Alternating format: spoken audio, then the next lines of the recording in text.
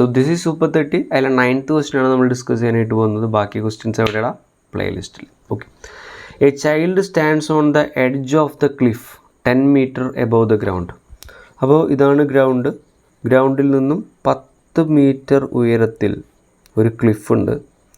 അതിന് മേലെയാണ് നമ്മുടെ കുട്ടി നിൽക്കുന്നത്. നിലത്തൊന്നും നിൽക്കാനായിട്ട് സ്ഥലമില്ല. അതുകൊണ്ട് ആളെന്ത് ചെയ്തു? ഈ ക്ലിഫിൻ്റെ മുകളിൽ പോയി നിൽക്കാമെന്ന് വിചാരിച്ചു. ശരി, ബാക്കി നോക്കാം. And throws a stone. എന്നിട്ട് ആളെന്ത് ചെയ്യുക? ഈ കുട്ടി എന്ത് ചെയ്യുന്നു? ഒരു സ്റ്റോൺ എടുത്ത് എറിയാണ്. എങ്ങനെ എറിയുന്നത്? മുകളിലേക്കാണോ? അല്ല. താഴത്തേക്കാണോ? അല്ല. ഹൊറിസോണ്ടലി ആണ് എറിയുന്നത്. കണ്ടോ? ഹൊറിസോണ്ടലി ഒരു സ്റ്റോൺ എടുത്തെറിഞ്ഞു. Throws a stone horizontally with an initial speed of 5 meter/second. Initial സ്പീഡിൽ ഹൊറിസോണ്ടലി എടുത്തെറിഞ്ഞു. In neglecting the air resistance speed with which stone hits the ground. അപ്പോൾ ഇവിടെ സ്റ്റോൺ എന്ത് ചെയ്യുന്നു? ഇങ്ങനെ വന്ന് ഗ്രൗണ്ടിൽ വന്ന് വീഴുന്ന സ്പീഡാണ് കണ്ടുപിടിക്കേണ്ടത്. കണ്ടോ?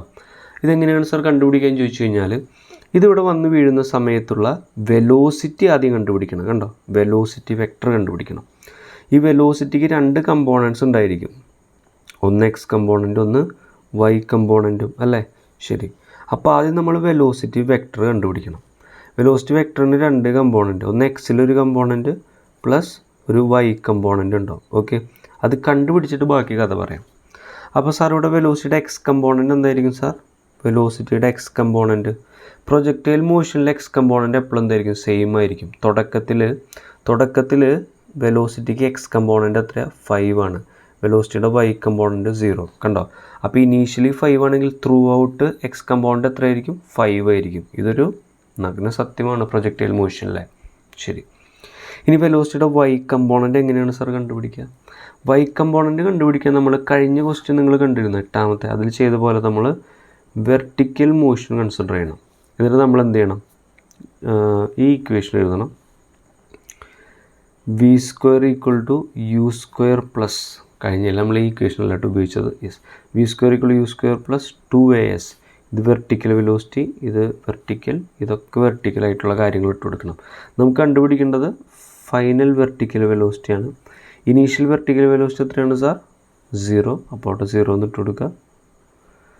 ദെൻ ഇവിടെ 2 × a അല്ലേ? 2 ആക്സലേഷൻ എന്താണ് സാർ?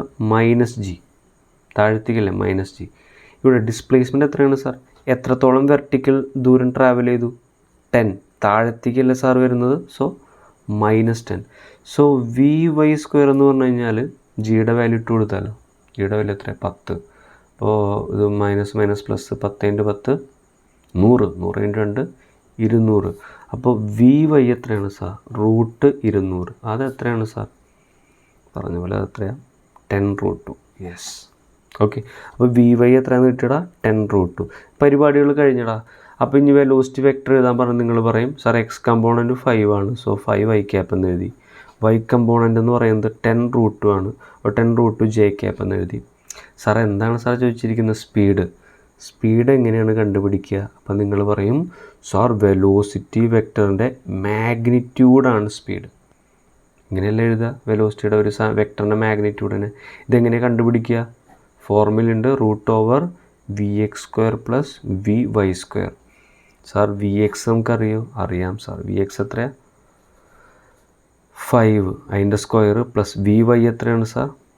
10√2ൻ്റെ സ്ക്വയർ. അപ്പോൾ പരിപാടികൾ കഴിഞ്ഞു. 5² 25 പ്ലസ് ഇത് √2ൻ്റെ സ്ക്വയർ 2, 10ൻ്റെ സ്ക്വയർ 100, 100 × 2 200.